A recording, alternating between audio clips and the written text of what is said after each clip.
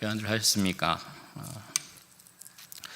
우리 주변에 보면 인생에 있어서 참 파란만장한 삶을 산 사람들, 그런 사람들 종종 자주 또 찾아볼 수 있게 되죠. 기구한 사연을 가진 사람들이 얼마나 많은지 모릅니다. 오늘 요셉의 인생의 스토리 역시 참 파란만장한 삶이고 기구한 사연을 담는 그러한 인생이다 우리가 생각해 볼 수 있겠습니다. 오늘부터 이제 요셉의 이 기구한 인생의 스토리, 파란만장한 인생의 스토리가 본격적으로 전개가 된다라고 볼 수 있겠습니다. 오늘 이 스토리의 내용을 보면 지난 시간에 우리가 살펴보았다시피 요셉이 17세 때 그때 일어난 사건에 대한 연속적인 상황으로 우리가 볼 수 있겠습니다.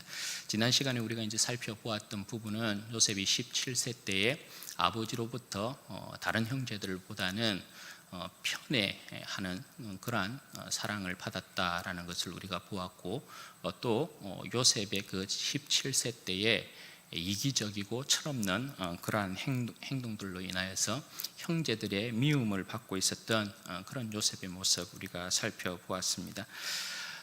오늘은 그와 같은 행동을 했던 요셉이 결국 형들의 미움을 받아서 노예로 팔려가는 그러한 이제 이야기를 하고 있습니다. 오늘의 이야기는 이렇게 시작이 되고 있습니다. 요셉이 17세의 나이 때 어느 날 형들이 양들을 치기 위해서 세겜으로 갔습니다. 그런데 아버지 야곱의 입장에서는 이 일이 걱정이 되지 아니할 수가 없는 것입니다. 왜냐하면 이전에 세겜에서 일어났던 일이 여러분 무엇이었습니까? 그 여동생 디나의 일로 인하여서 세겜 사람들을 몰살시켰던 그런 아주 잔인한 일들을 벌였던 그런 아들들 아니겠습니까? 그러니까 야곱은 이들이 세겜으로 가서 양을 치고 먹이는 이 일이 여간 염려가 되지 아니할 수 없었던 것이죠. 그래서 야곱이 요셉을 불러 말하고 있습니다. 여러분 이때도 이제 보시면 아시겠지만 형들은 모두 다 양들을 치러 갔는데 이 요셉만 집에 머물고 있었다라는 것을 우리가 알 수 있죠.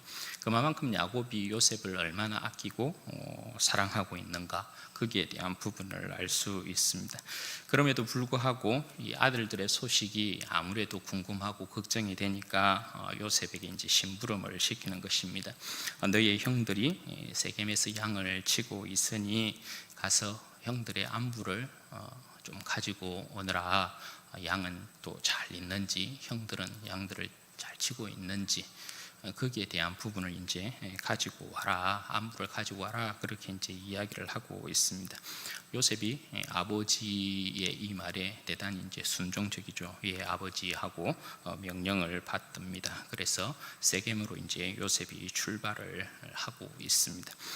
요셉이 세겜에 이렇게 이제 이르렀는데 아무리 찾아봐도 형들이 보이지 않는 것입니다. 그 모습을 지켜보고 있던 어떤 사람이 니 뭐 찾노? 이렇게 물어보고 있는 것이죠. 그러니까 우리 형들 찾는데요, 혹시 우리 형들 보셨습니까? 그렇게 요셉이 물어보고 있습니다. 그러니까 그 사람이 그 아들 내 이야기 들어보니까 도단으로 간다 하던데, 그렇게 대답을 해 준 거죠. 그러니까 요셉이 고맙습니다 하고 도단으로 이렇게 형들을 찾아 나섰던 것입니다. 그래서 도단으로 이렇게 가서 도착해 보니까 저 멀리 형들이 양을 치고 있는 모습이 보였던 것이죠. 이제 여기서 장면이 형들 쪽으로 바뀌는 것입니다. 형들이 이렇게 보니까 저 멀리서 요셉이 자기들에게로 오는 것이죠. 그런데 이 형제들은 요셉이 자기들에게 오는 것이 이쁠까요? 안 이쁠까요? 전혀 이쁘지 않습니다. 전혀 귀엽지도 않고 전혀 사랑스럽지도 않습니다. 오히려 밉습니다. 굉장히 밉습니다. 어디까지 밉습니까? 죽도록 밉습니다. 그래서 여러분 어떻게 합니까? 형제들이 모의를 합니다. 잠시 모여봐라. 형제 중 누군가 그렇게 이야기를 했겠죠. 그리고 이야기를 합니다. 저기 봐라, 우리 가운데 장자가 되겠다고 우리 집안의 왕이 되겠다고 꿈꾼 녀석이 온다. 좋은 기회 아니냐. 저놈 그냥 죽여버리자, 이번 기회에. 그러니까 한 형제가 이야기합니다. 아버지한테는 뭐라 말하려고. 그러니까 또 형제 중에 이야기합니다. 짐승이 잡아먹었다 하면 되지. 그렇게 이야기를 하는 거죠. 그리고 이 녀석이 어디 한번 지가 꾼 꿈이 그대로 실현이 되는지 우리가 한번 지켜보자. 그렇게 형제들 안쪽에서 모의가 시작된 것입니다. 그러니까 그걸 가만 듣고 있던 이 장자 르우벤이 이대로 둬서는 안 되겠는 거예요. 그래서 그 형제들에게 요셉을 구하고 싶어서 이야기합니다. 아니 그래도 죽일 필요는 없지 않냐. 죽여서는 안 된다. 굳이 피를 묻힐 일은 없으니까 그냥 구덩이에다가 던져 넣어버리자. 르우벤이 요셉을 구하고 싶어서 이렇게 한 이유는 오늘 성경에도 있지만 요셉을 아버지에게로 돌리고 싶어서 그렇게 이야기를 한 거거든요. 그런데 이것은 르우벤 입장에서는 왜 이런 이제 생각을 하게 된 것이냐 하면, 르우벤은 이전에 여러분 어떤 실수를 저지른 아들입니까? 아버지의 침상을 더럽힌 경험이 있단 말입니다. 그래서 사실은 르우벤은 장자로서 인정을 받지 못하고 있는 거죠. 그러니까 이번 이 기회를 요셉을 다시금 아버지에게로 돌려서 야곱으로부터, 그 아버지로부터 장자로 인정받고 싶어하는 그런 마음이 있었던 것입니다. 그 내용을 우리가 어디에서 확인해 볼 수 있냐 하면 29절의 내용을 살펴보면 알 수 있습니다. 29절의 내용에 보면 요셉이 노예로 이렇게 팔렸다는 사실을 르우벤은 몰랐거든요. 29절 내용에 보면, 거기에 보면 여러분 어떻게 되어 있습니까? 르우벤이 이렇게 돌아와서 요셉을 건지려고 했는데 요셉이 사라지고 없어요. 여기에서도 르우벤에게 형제들이 요셉을 노예로 팔았다는 걸 이야기하지 않은 상황이죠. 그러니까 요셉이 없어진 걸 보고 이 르우벤은 요셉이 죽었다라고 생각하는 거죠. 요 녀석들이 결국 죽였구나. 그래서 30절에 보면 여러분 어떻게 합니까? 아우들에게 찾아가서 요셉이 없어졌다, 나는 어디로 갈까? 이렇게 이야기를 하잖아요. 그러니까 이 내용은 르우벤이 더 이상 아버지에게서부터 인정받을 수 있는 자리가 없다라는 걸 이야기하는 거거든요.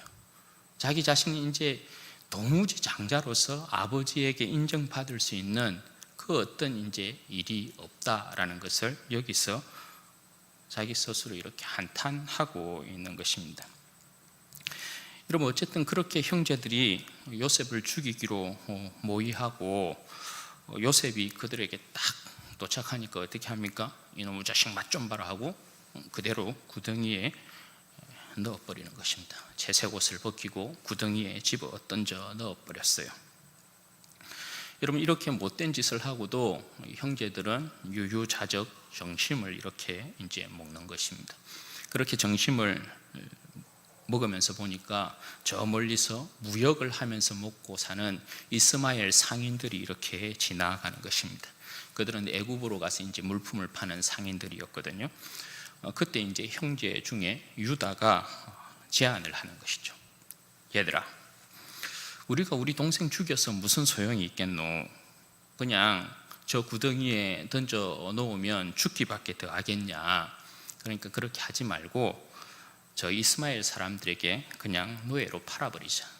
그래도 우리 동생이고 혈육이잖아. 그렇게 이제 이야기를 하는 거죠. 27절에 보면 유다의 이 제안에 형제들이 여러분 어떻게 했다고 되어 있습니까? 청종하였다 이렇게 되어 있어요. 여러분 르우벤의 이 말발과 유다의 말발을 한번 생각해 보십시오. 르우벤의 말은 철저히 무시를 당합니다. 유다의 말은 형제들에게 먹힙니다. 여러분 여기에서부터 이제 실질적으로 형제들에게 있어서 실제적인 맏형 장자의 역할을 누가 하냐면 유다가 하고 있는 것을 보게 됩니다. 여기에서부터 유다가 형제들 사이에 전면에 나서는 것을 보게 됩니다. 왜냐하면 유다는 탁월한 이 사람이거든요. 야곱이 축복할 때도 보면 유다는 탁월하다 이런 식으로 축복을 하고 있는 것을 봐요. 르우벤은 장자이지만 말빨이 형제들에게 먹히지 않습니다. 나중에 보면 야곱에게도 르우벤의 말빨은 먹히지 않는 것을 우리가 보게 됩니다. 그 내용을 베냐민을 두고 애굽을 데리고 가야 되느냐 말아야 되느냐 그 내용을 이제 가지고 옥신각신할 때 르우벤도 한 마디 내뱉거든요, 아버지한테. 그런데 아버지가 르우벤 말 듣지 않습니다. 그런데 누구의 말을 듣느냐? 유다의 말은 듣습니다. 그러니까 유다가 실질적으로 형제들의 리더가 되는 것을 보게 됩니다. 나중에 애굽으로 이제 양식을 구하기 위해서 베냐민을 꼭 데려가야 되는 상황이 발생하잖아요. 그런데 아버지가 누구의 말을 듣고 베냐민을 내줍니까? 야곱이 절대 베냐민 안 내주려고 하거든요. 내가 요셉도 잃었는데 베냐민마저 안 돼. 절대 안 돼. 르우벤이 어떻게 이야기해도 안 돼요. 그런데 누가 되게 만듭니까? 유다가 되게 만들어요. 유다의 말을 듣고 그럼 베냐민 데리고 갔다 와. 이렇게 이야기해요. 그리고 베냐민 사건에 있어서 또 여러분 유다가 전면에 나서는 상황이 여러분 뭐 있을까요? 요셉이 언잔 시험을 하잖아요. 언잔을 가지고 시험할 때도 이게 베냐민 가방에서 나온단 말입니다. 그때도 베냐민을 위해서 변호하는 사람이 누굽니까? 유다가 변호를 합니다. 그리고 베냐민 대신 볼모로 이렇게 잡혀 있겠다라고 했던 사람도 유다입니다. 그래서 이 유다를 통해서 형제 간의 극적인 화해가 이루어지는 내용을 우리가 나중에 살펴보게 될 것입니다. 여하튼 이때로부터 유다가 전면에 나서게 된다. 그래서 38장에 보면 요셉의 이야기에 유다의 사건이 가운데 쏙 들어와서 뭔가를 이야기하고 있는 내용을 우리가 또 보게 될 것입니다. 그럼 어쨌든 형제들이 유다의 말을 청종하고 요셉을 어떻게 합니까? 이스마엘 상인들에게 파는 것입니다. 은 20에 팔아버리는 것입니다. 그 당시에 이제 건전한 20세 미만의 5세로부터 20세 이하의 남자들 같은 경우는 보통 은 20에다가 노예로 이렇게 팔았던 그런 내용입니다. 그래서 은 20에 요셉을 팔고 있는 것입니다. 36절에 보면 미디안 사람에게 팔린 것처럼 되어 있지만 여기에 단어는 사실 미디안이 아니고 메다님이라는 단어입니다. 장사꾼이라는 뜻이에요. 그러니까 이스마엘의 장사꾼에게 요셉은 결국 보디발, 애굽의 시위대장 보디발의 집안에 팔리게 되는 그 상황을 이야기하고 있는 것이죠. 그리고 난 이후에 야곱의 집에서는 이제 어떤 사건이 벌어지고 있느냐? 31절에서부터 35절까지의 내용이 이제 그 장면을 이야기하고 있는데요. 야곱의 집안은 한마디로 쑥대밭이 되는 것입니다. 여러분 먼저 이 장면을 보면 요셉의 형제들이 요셉을 죽인 것처럼 아버지를 속이기 위해서 어떻게 합니까? 그의 채색 옷을 찢어가지고 염소 피를 묻히는 것입니다. 그리고 태연하게 아버지에게 그 옷을 내보이면서 이것이 혹시 아버지와 아들의 옷이 아닙니까? 라고 이렇게 물어보고 있습니다. 확인해 보라는 거죠. 그러니까 야곱이 보니까 이게 자기가 지어준 채색 옷이에요. 긴 겉옷이에요. 그러니까 야곱은 어떻게 생각하는 것입니까? 필시 이 악한 짐승에게 찢겨 죽었다. 이렇게 이제 생각을 하고 대성통곡을 하기 시작하는 것이죠. 이 야곱이 요셉을 잃은 슬픔에 대한 내용을 여러분과 어떻게 이야기합니까? 이 슬픔이 얼마나 컸느냐, 이 슬픔이 얼마나 괴로웠느냐, 11아들의 위로가 필요가 없었어요. 요셉이 하나를 잃은 이 슬픔이 11아들이 대신 위로해줘도 위로받기를 거절했어요. 그리고 어떻게 합니까? 나도 따라 죽을란다. 나도 따라 죽을란다. 그렇게 야곱이 그의 슬픔을 나타내고 있었다는 거죠. 여러분, 이 장면이 얼마나 전형적인 야곱 집안의 콩가루의 모습, 콩가루의 집안의 모습을 하고 있는 것이냐? 여러분, 이 모습을 보면 뭐가 나타나 있는 것일까요? 이 모습에 보면 그 옛날 야곱이 장자권을 빼앗기 위해서 그 아버지 이삭을 속였던 탐욕스러움이 그 아들들에게 그대로 나타나 있다는 거예요. 그런데 여러분, 이 아들들에게는 야곱이 장자권을 빼앗기 위해서 보였던 그 탐욕스러움의 절정이 나타나 있어요. 그러니까 야곱보다 더한 놈들이에요, 이 아들들은. 여러분, 야곱은 그래도 장자권을 빼앗기 위해서 형제를 해하고 죽음으로까지는 내몰지 않았잖아요. 그런데 야곱의 아들들의 이 탐욕의 잔인함은 극에 달해 있어요. 그냥 요셉을 사실은 팔아 넘긴 거지만 죽인 것과 다름없는 것이거든요. 자기의 탐욕들을 채우기 위해서 그냥 형제 하나쯤 죽이는 걸 아무렇지도 않게 생각했다는 거예요. 이런 왜 이 형제들이 요셉을 죽이는 이 문제를 아무것도 아닌 것처럼 생각을 했냐 하면, 이들은 사실은 모두 다, 이 형제들은 장자권에 대한 욕심을 가지고 있었다고 볼 수 있어요. 왜 그런가 하니, 요셉이 장자에 대한 꿈을 하나님께로부터 꾸었잖아요. 그가 그걸 이야기했죠. 자기 야곱 집안의 왕이 될 것이라는 걸 자신이 이야기했죠. 그건 사실 계시로 하나님께서 주신 꿈이란 말입니다. 그럼 여러분 어떻게 해야 돼요? 사실은 그 이야기를 들은 형제들은 하나님께서 하나님의 구원 역사의 머리로 세운 사람이 요셉이기 때문에 요셉에게 무릎 꿇어야 되는 게 맞아요. 그런데 그때 그 이야기를 듣고 형제들의 반응이 어땠다고요? 장자였던 르우벤뿐만 아니라 모든 형제들이 어떻게 했다고 그랬어요? 시기했다, 그렇게 이야기했단 말이에요. 모든 형제들이 다 시기를 하고 노여워했던 것을 우리가 볼 수 있죠. 이건 그 형제들 나름대로 다 뭔가 계산을 하고 있었다는 걸 이야기하는 거거든요. 그것도 그럴 것이, 르우벤은, 여러분, 장자였던 르우벤은 아버지 침상에 올라갔던 그런 실수를 했죠. 그 뒤에 밑으로 여러분 누굽니까? 레위와 시므온인데, 시므온과 레위 같은 경우도 여러분 세겜에서 사람을 세겜의 모든 사람들을 학살시킬 때에 이 애들이 주동자였거든요. 그러니까 야곱 집안의 이 형제들의 질서를 보면 이런저런 상황으로 질서가 무너지고 있었던 그런 상황이라고 볼 수 있단 말이죠. 그러니까 여러분, 거기에 뭐가 올라오겠어요? 질서가 무너져 있는 상황 가운데 저마다 다 장자의 명분을 얻기 위해서 계산된 행동을 할 수 있는 것입니다.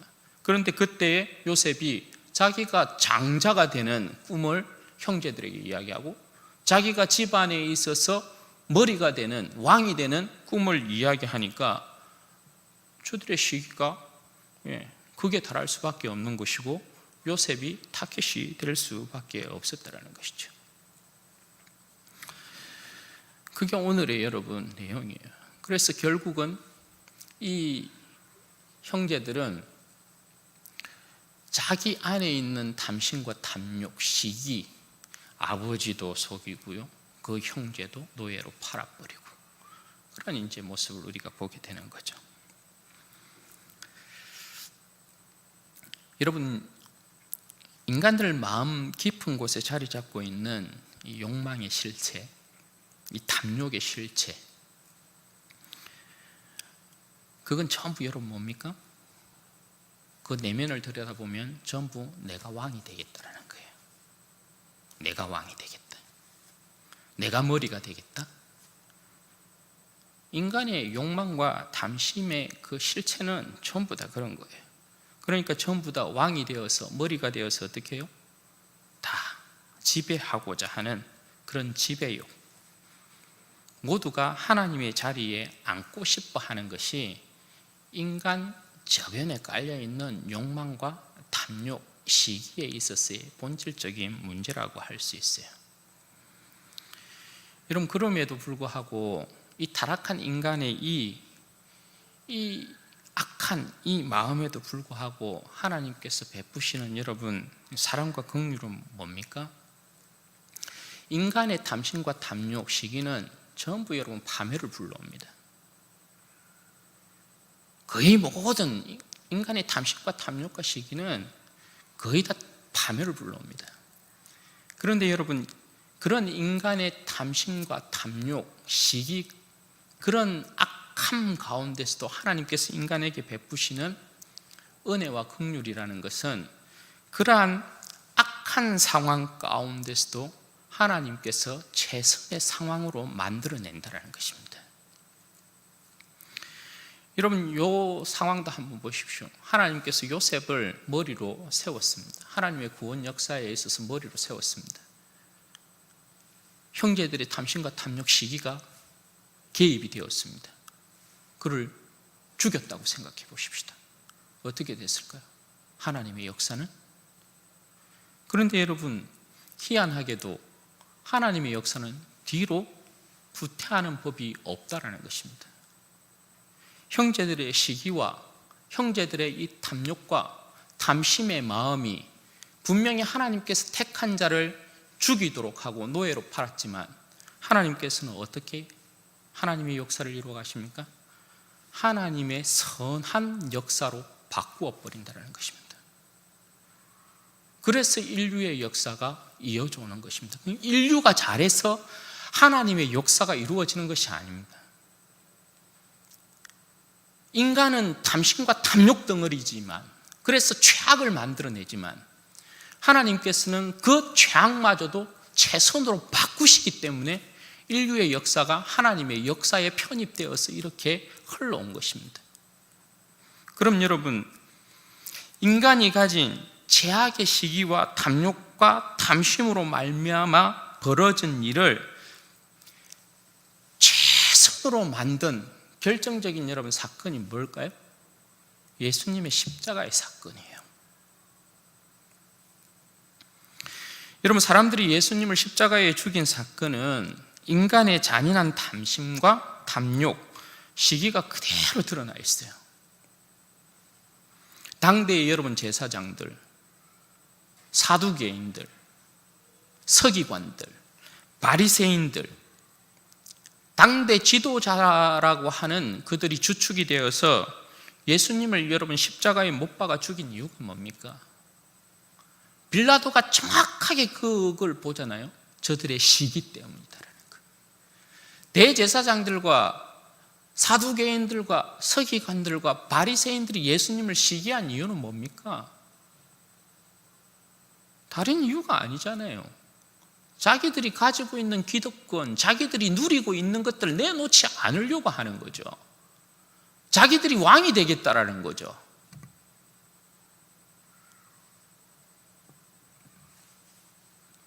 저들의 기득권 지키기 위해서요, 욕심, 탐욕, 탐심 채우기 위해서 인간의 그 더러운 악을 그대로 드러낸 것이 예수님을 십자가에 못 박아 죽인 사건이에요.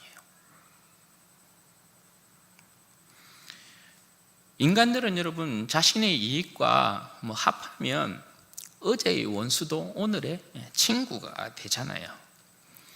예수님을 십자가에 못 박아 죽일 때 이들의 이 탐심과 탐욕과 이 시기에 이 더러움의 여러분 최고의 것은 무엇이었냐 하면 예수님을 십자가에 내어주고 누구를 얻어요? 바라바는 진짜 강도짓을 하고 살인을 해서 흉악범이었기 때문에 십자가에 못 박혀 죽을 운명의 사람이었어요. 그런데 예수님은 그런 죄를 지은 분이 아니잖아요. 그런데 인간의 여러분 시기와 탐심과 탐욕의 이 더러움이 무엇을 만들어내요? 선하신 예수님을 죽이고 흉악범인 바라바를 넣는다고요. 무엇 때문에 그런 것입니까? 자기만 잘 먹고 잘 살면 되는 거죠.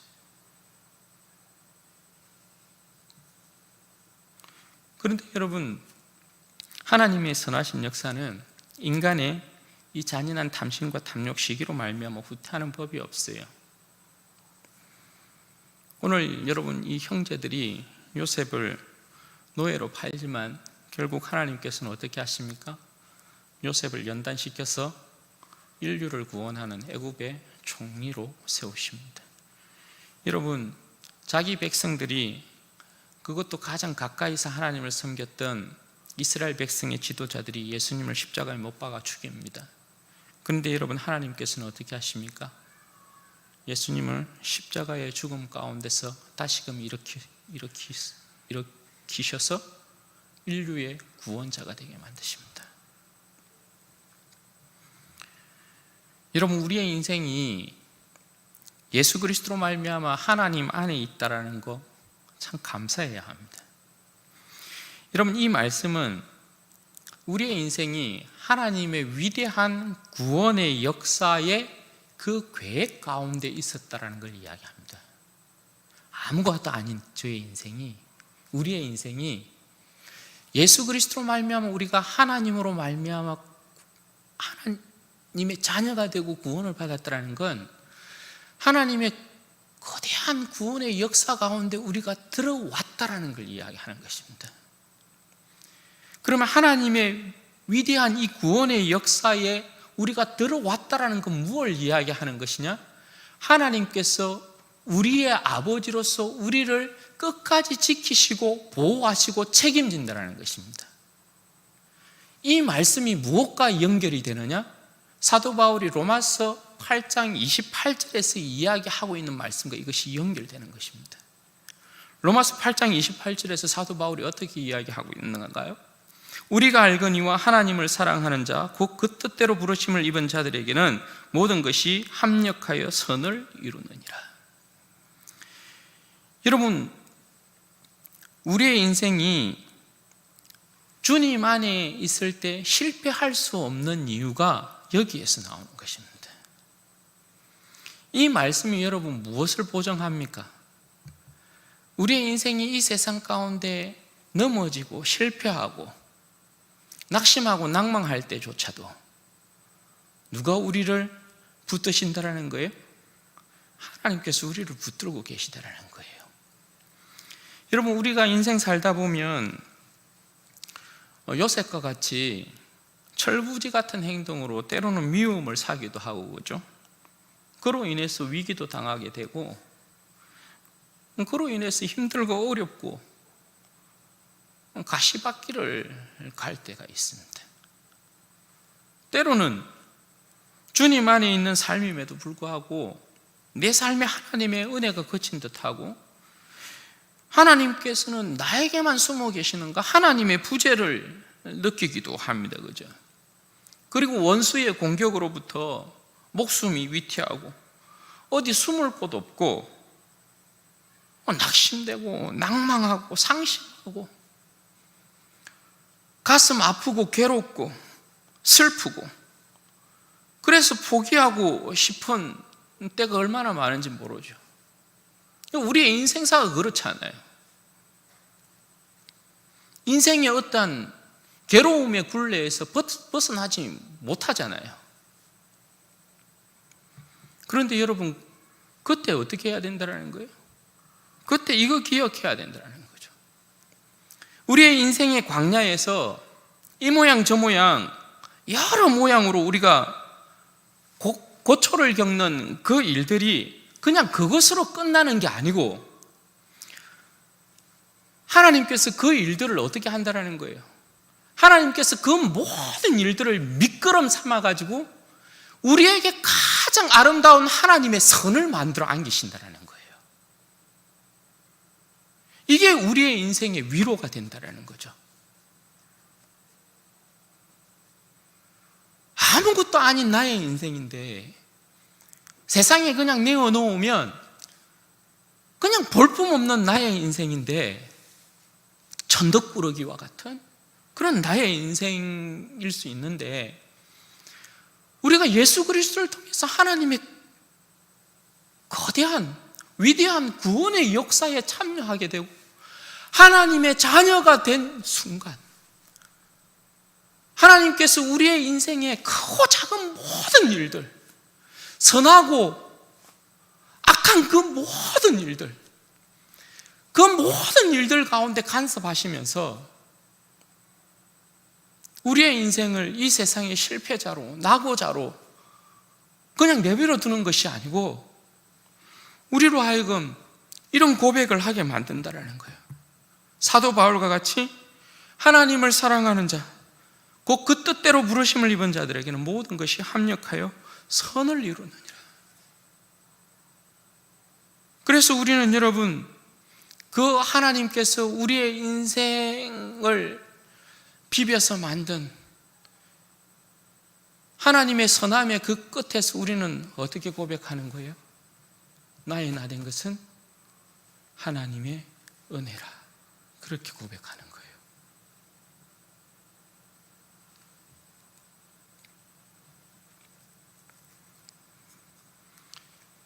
여러분, 하나님께서 자신의 뜻을 이루기 위해서 요셉에게 꿈을 준 것이에요. 그렇게 하나님의 뜻 가운데 하나님의 뜻을 이루게 한 요셉을 형제들이 아무리 하나님의 꿈을 꾼 자를 던지고 죽이고 노예로 팔려고 해도 그 뜻대로 이루어지지 않아요.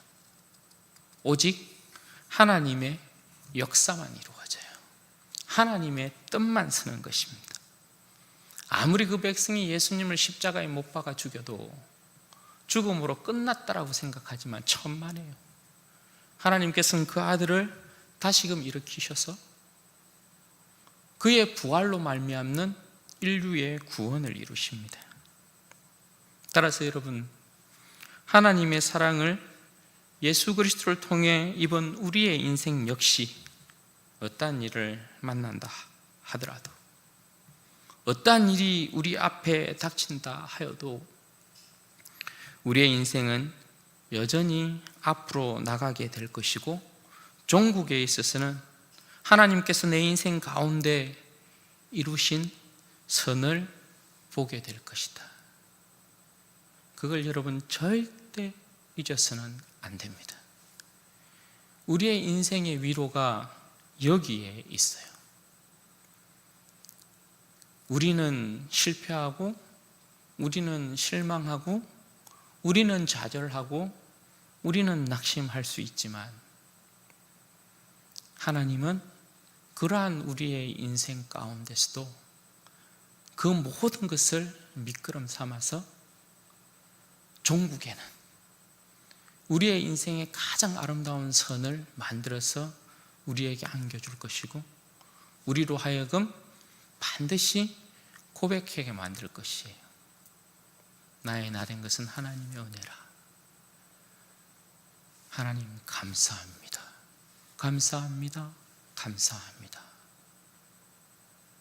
하나님은 그 자신의 영광을 다른 누구에게 빼앗기지 않습니다. 우리 모든 인생에 대하여서 아들 예수 그리스도를 십자가에 내어주신 그 열심을 가지고 계신 분이 우리 하나님 아버지라는 사실, 여러분 이 사실을 꼭 기억하시고 모든 일을 합력하여 선을 이루시는 하나님 아버지를 믿음으로 말미암아서 하루하루의 힘든 삶들을 여러분 넉넉하게 이겨내시고 하나님 앞에 감사와 찬양과 영광을 올리는 복된 여러분들 되시기를 주님의 이름으로 축원드립니다. 같이 한번 기도하십시다. 이 시간에 기도할 때에 그렇게 기도하면 좋겠습니다. 나를 결탄코 버리지도 아니하시고 떠나지도 아니하시는 하나님, 내 인생 무엇이간데 이 천한 인생 하나님 사랑하셔서 예수 그리스도 안에 있는 하나님의 그 거대한 위대한 구원의 역사 가운데 참여시키시고 나의 인생을 돌보시는지요. 하나님 감사합니다. 어떠한 상황 가운데서도 흔들리지 않는 나의 믿음, 하나님을 사랑하는 자 곧 그 뜻대로 부르심을 입은 자들에게는 모든 일을 합력하여 선을 이루신다 말씀하셨사오니 내 인생이 종국에 있어서는 하나님의 선을 바라보고 나의 나된 것은 하나님의 은혜로다. 감사와 찬양과 영광을 돌리는 승리의 인생 되게 하옵소서. 끝까지 나의 인생을 붙들어 주시고 나의 인생으로 하여금 주님 떠나는 일 없이 주님만 바라보고 나아가는 믿음의 사람 되어지도록 하나님 은혜를 주시옵소서. 우리 같이 기도하십시다.